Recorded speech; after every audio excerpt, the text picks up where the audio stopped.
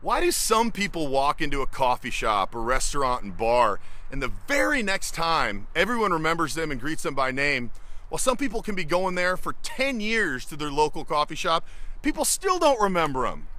Well, I'm going to teach you today something that you can do to be memorable after just one stop, and it's not that difficult. I'm Baron Cruz. Welcome to the Charisma Matrix.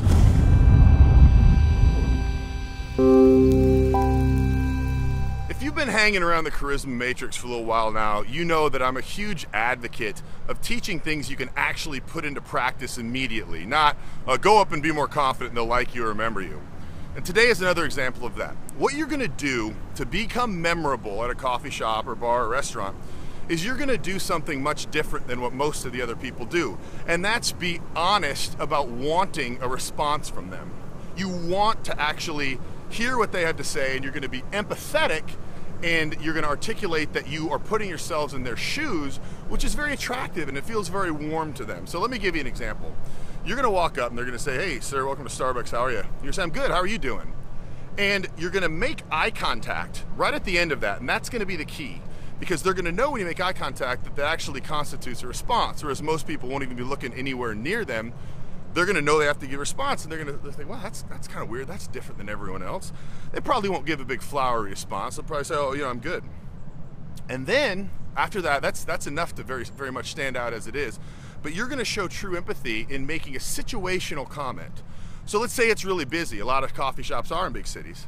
So you're going to say, "Man, has it been helter-skelter like this all day? How are you holding up?" That's one of the keys, because most people don't even feel confident asking a somewhat personal question. It's not personal, but it's showing empathy by saying, "How are you holding up?" You're worried about them, you're curious. That shows empathy, and that's the memorable part right there. So the two steps are going to be make eye contact after you ask them how they're doing, which shows that you actually want a response, and number two, an empathetic statement. Let's say it's not busy and you can't think of anything situationally that you're going to bring up. Well, then just ask a question that's specific to the shop. So, something that I actually asked, I got a really interesting response. Well, I said, "I'm trying to decide between the Pike and the Christmas blend. What do you suggest?" And she said, "Oh, it's actually really interesting. Usually the Christmas blend is just a blend of 3 different beans that we have access at the time. But this year, each one of the 3 is just a fantastic bean. The blend is awesome." Oh, that's really interesting. That's awesome. Let's give you guys some cool education about this stuff. So now you not only had the eye contact, you created the rapport from actually asking and being interesting in how they're doing, but also you asked them a question that gave them a chance to kind of solidify your interaction, gave you a little more face time. Now, a lot of people say, "Well, what if it's busy? What if there's someone behind you in line?" This is a great example to show that you're basically immune to social pressure, because most people are going to feel that exact way. You see, that's no problem with the sound here at a water plant. You're going to show that there's social pressure. There's people. What's he going to say behind you? "Oh, can you please hurry up? There's people in line." Most people are so scared of that they won't even add an extra word in what they say to the cashier, the barista, because they're so scared of that social pressure. What if he says that? I'm gonna look like a dope. People are gonna laugh. No, first of all, if you're confident in your tonality, there's no way anyone is gonna say that. And if someone does say something to you, so be it. Turn around and say, "Hey, a quick question about the coffee, just 1 second. It's no big deal. It's actually gonna make you look stronger when you can react to that in a confident way. So anyway, you're going to do this, and it's going to make you very memorable when you go into places. And another thing it's going to do is it's going to help shape your image of the social world you live in. A lot of people say cities are concrete jungles and no one wants to be bothered and everyone's on their own path. Well, that's only if you make it that way. I find that when you go to any city that people say, "Oh, it's so reserved, nobody wants to talk, don't bother people," it's so not the case.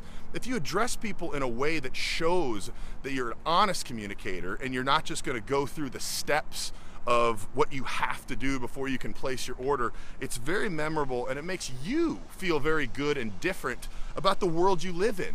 This is so important because it compounds. You take these first steps that are very easy to do, and then in the future, you're more confident doing other things. You don't feel that social stress anymore. You don't respond to social pressure the way you used to by folding in and getting really nervous and uptight. Now you're able to do it, which makes you look even more strong, and it really just cascades. So this is a very easy thing to do. Put it to use. Try it out 2 or 3 times. Put in the comments below how it worked. I want to know exactly how you felt.